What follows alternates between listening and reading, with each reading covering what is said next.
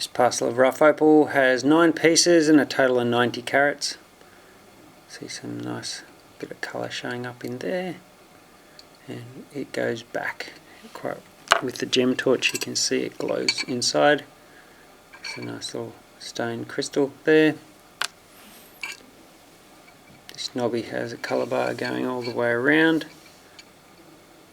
so that could clean up quite nicely.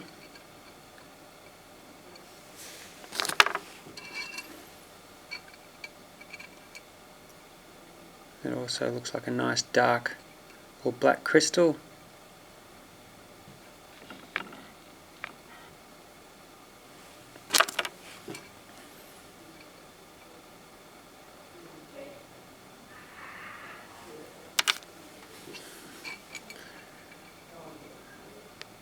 Another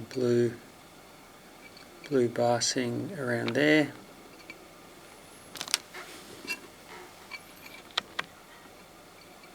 This piece is quite messed up.